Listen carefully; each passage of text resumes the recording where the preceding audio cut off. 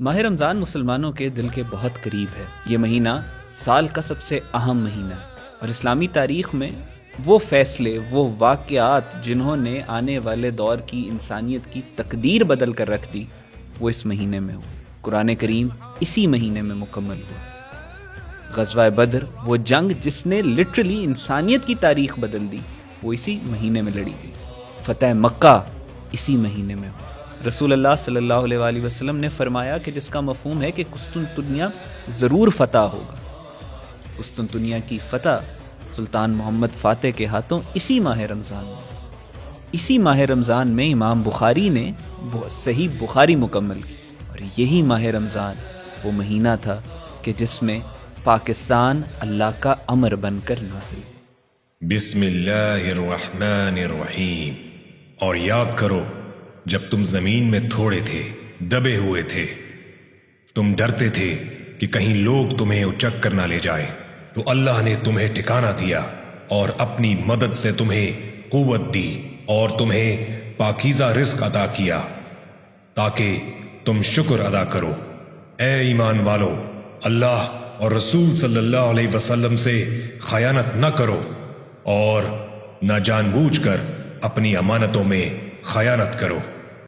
آج اسی مہینے کی برکت سے ہم آپ کے سامنے ایک ویڈیو لے کر آ رہے ہیں جس میں پہلی دفعہ ہم پاکستان کے قومی ترانے کو ایکسپلین کر رہے ہیں کہ اس قومی ترانے میں امت کی 1400 سالہ تاریخ اور آنے والے دور کے کیا راز چھپے ہیں۔ یہ ترانہ جس کو آپ اسمبلیز میں، اپنے اسکولوں میں، کالجز میں بچپن سے سنتے چلے آ رہے ہیں، آج آپ کو یہ بتائیں گے کہ اس ترانے میں کیا راز چھپے ہیں۔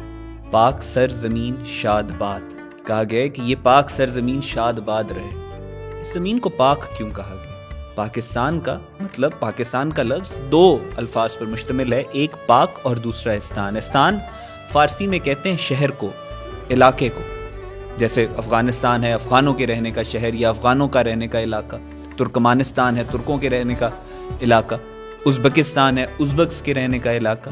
استان فارسی زبان میں کہا جاتا ہے شہر کو۔ پاک کو عربی میں کہتے ہیں طیب، پہلا کلمہ طیب، طیب میں نے پاک۔ عربی زبان میں استان یعنی شہر کو مدینہ کہا جاتا ہے۔ تو پاکستان کا لفظ، پاکستان کا جو لٹرل مطلب ہے وہ پاکستان یعنی مدینہ طیبہ ہے۔ اور پھر رسول اللہ صلی اللہ علیہ وآلہ وسلم نے فرمایا کہ جس کا مفہوم ہے کہ مجھے ایسٹ یعنی ہند کی طرف سے مجھے ٹھنڈی ہوا آتی، جس پر بابا اقبال نے وہ مشہور شعر کہا کہ میرے عرب صلی اللہ علیہ وآلہ وسلم کو آئی ٹھنڈی ہوا جہاں سے، میرا وطن وہی ہے، میرا وطن وہی ہے۔ رسول خدا صلی اللہ علیہ وآلہ وسلم، رحمت للعالمین صلی اللہ علیہ وآلہ وسلم، کہ جن کی وجہ سے یہ کائنات تشکیل دی گئی، کہ جن کی وجہ سے یہ کائنات معرض وجود میں آئی، ان کو جس علاقے سے ٹھنڈی ہوا آتی ہے، جس علاقے سے راحت محسوس ہوتی ہے، وہ علاقہ پاک ہی ہوگا۔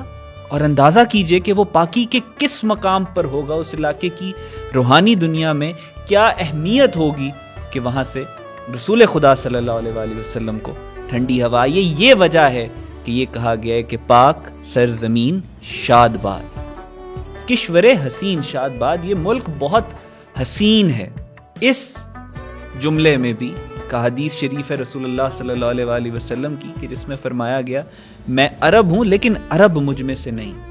مفہوم ہے میں ہند میں سے نہیں ہوں لیکن ہند مجھ میں سے۔ اب رسول خدا سرور انبیاء جو کہ دنیا کے عظیم ترین، اس کائنات کے عظیم ترین وجود ہیں، جو کہ اس کائنات کے حسین ترین وجود ہیں، جب وہ کہیں گے کہ یہ خطہ یا یہ ہند مجھ میں سے ہے، جو پاکستان کی طرف اشارہ کرتے ہوئے، تو پھر وہ خطہ زمین بھی تو حسین ہوگا۔ تو نشان عزم عالی شان ارض پاکستان، یعنی پاکستان ایک بہت عظیم الشان عزم کا نام ہے۔ یہ اس حقیقت کا نام ہے، یہ اس عہد کا نام ہے، اس ایمان کا نام ہے کہ جس نے آنے والے دور میں بہت بڑے کام کرنے۔ اس کے بارے میں بابا اقبال نے فرمایا تھا کہ سبق پڑھ پھر صداقت کا، عدالت کا، شجاعت کا، لیا جائے گا کام تجھ سے پھر دنیا کی امامت کا۔ یہ اس دنیا کی امامت کے عزم کا نام ہے۔ مرکز یقین شاد، یہ یقین کا مرکز ہے۔ بابا اقبال نے فرمایا یقین پیدا کر غافل کے مغلوب غماتوں، ایک ہوں گے مسلم حرم کی پاسبانی کے لیے، نیل کے ساحل سے لے کے تاب خاک کاش، اگر تو یقین پیدا کر کے وہ ایک ہوں گے، اور اس یقین کا نام پاکستان ہے۔ پاک سرزمین کا نظام، اس پاک سرزمین کا، اس مدینہ طیبہ کا نظام کیسا ہوگا؟ قوت اخوت عوام، اس کی عوام میں قوت اور اخوت ہوگی، یا عوام کی قوت اور اخوت اس کا نظام ہوگا۔ عوام میں قوت سے کیا مراد؟ اقبال نے فرمایا کہ اس قوم کو شمشیر کی حاجت نہیں رہتی، وہ جس کے جوانوں کی خودی صورت فولاد۔ یہ جوان، اس قوم کے جوان میں قوت اس وقت آئے گی جب وہ جوان اپنی خودی کو پہچانے گا، جب وہ اپنے اندر کا سفر کرے گا، جب وہ اللہ کا رازدار بننے کی کوشش کرے گا۔ خودی کا ترجمہ ہو جا خدا کا رازدار ہو جا۔ جب وہ خودی کی جلوتوں میں، مصطفی خودی کی خلوتوں میں، کبریائی زمین و آسمان و عرش و کرسی خودی کی زد میں ہے ساری خدائی، جب وہ یہ سفر طے کرے گا۔ یہ کائنات ابھی ناتمام ہے شاید کہ آ رہی ہے دما دم صدائے کن فیکون، جب وہ ان رازوں کو سمجھے گا۔ ہر لہجہ ہے مومن کی نئی آن نئی شان، گفتار میں کردار میں اللہ کی برہان، قہاری و غفاری و قدوسی و جبروت، یہ چار عناصر ہو تو بنتا ہے مسلمان۔ جب یہ ذوق خدائی اللہ اپنے بندوں کو عطا کرے گا، جب اللہ کے بندے اس پاکستان کے اندر اپنے آپ کو اس مقام پہ لے کے جائیں گے، خدا بندے سے خود پوچھے بتا تیری رضا کیا ہے، وہ ہے قوت۔ پھر جب یہ مقام آتا ہے تو پھر اقبال فرماتے ہیں کہ چڑھتی ہے جب فقر کی سان پہ تیغ خودی، ایک سپاہی کی ضرب کرتی ہے کار سپاہ۔ تب ایک سپاہی، ایک فرد اتنا قیمتی ہو جاتا ہے کہ وہ پوری فوج، پورے لشکر کا مقابلہ کر سکتا ہے۔ پھر اقبال نے فرمایا تقدیر امم کیا ہے کوئی کہہ نہیں سکتا، مومن کی بصیرت ہو تو کافی ہے اشارہ، ہر فرد ہے ملت کے مقدر کا ستارہ۔ یہ ہے قوت۔ اور پھر فرمایا اخوت۔ اخوت کیا ہے؟ قائد اعظم سے کسی نے پوچھا کہ قائد اعظم پاکستان کا نظام کیسا ہوگا؟ قائد اعظم سے فرمایا تم مجھ سے پوچھ رہے پاکستان کا نظام کیسا ہوگا؟ پاکستان کا نظام آج سے 1300 سال پہلے دے دیا گیا۔ پاکستان کا نظام قرآن کا نظام ہوگا۔ پاکستان دنیا کا وہ واحد اسلامی ملک ہے جو اسلام کے نام پہ، نظریہ اسلام پہ بنا، دو قومی نظریے پہ بنا۔ پاکستان دنیا کی واحد اسلامی نظریاتی ریاست۔ پاکستان کی جو سٹرگل فار پاکستان تھی، اس میں بھی پاکستان کا مطلب کیا؟ لا الہ الا اللہ کے نعرے گونجتے تھے۔ اور بارہا پاکستان کے بانیان نے، قائد اعظم نے، علامہ اقبال نے اس قوم کو تنبیہ کی کہ اپنے آپ کو فرقہ واریت میں، لسانیت میں، صوبائیت میں تقسیم مت کرنا۔ جیسے کہ واصف علی واصف نے فرمایا کہ پاکستان ایک طریقے کا نام ہے، پھر فرمایا کہ پاکستان ایک نور ہے اور نور کو زوال نہیں۔ آگے آتا ہے قوم، ملک، سلطنت پائندہ تا بندہ باد۔ یہ قوم، یہ ملک اور یہ سلطنت پائندہ تا بندہ باد رہیں گے، شاد باد منزل مراد۔ آپ یہ نوٹس کر رہے ہوں گے کہ اس ترانے میں ایک بہت سیکرٹلی اشارہ کیا جاتا ہے فیوچر کی طرف، کہ ہمارا فیوچر، ہمارا آنے والا مستقبل بہت شاد باد ہے، ایسے جیسے بہت سارے راز چھپے ہوئے ہیں اس فیوچر میں۔ پرچم ستارہ و ہلال، یہ بڑا خاص پرچم ہے مسلمانوں کی تاریخ میں، 1400 سالہ تاریخ میں مسلمان خلیفہ کا، خلافت کا جو پرچم ہوتا تھا وہ ستارہ اور ہلال والا پرچم ہوتا تھا۔ سلطنت عثمانیہ کا پرچم آپ نے دیکھا ہوگا، اس سے پہلے بھی جو خلافتیں رہی ہیں، ہمیشہ سے یہ ستارہ اور ہلال یہ مسلمان تہذیب کا، مسلمان طاقت کا اشارہ ہے، مسلمان خلافت کا اشارہ ہے۔ اس میں یہ فرمایا گیا کہ پرچم ستارہ و ہلال رہبر ترقی و کمال، یہ بڑا عظمت والا پرچم ہے، یہ ترقی والا پرچم ہے، یہ کمال والا پرچم ہے۔ آپ نے سنا ہوگا مشہور ترانہ ہے کہ برسوں کے بعد پھر اڑیں پرچم ہلال کے، اس ملک کو رکھنا میرے بچوں سنبھال کے۔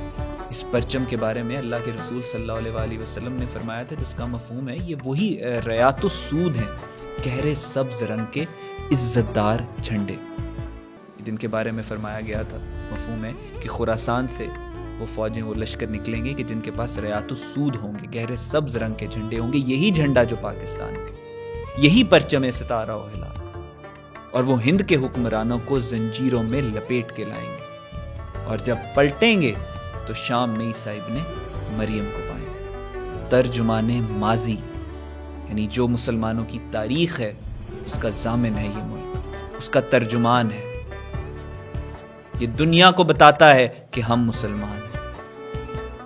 جو ہمارے اسلاف کے کارنامے تھے، جو ان کی اچیومنٹس تھیں، یہ اس کی ایک ریفلیکشن بنے گا ملک۔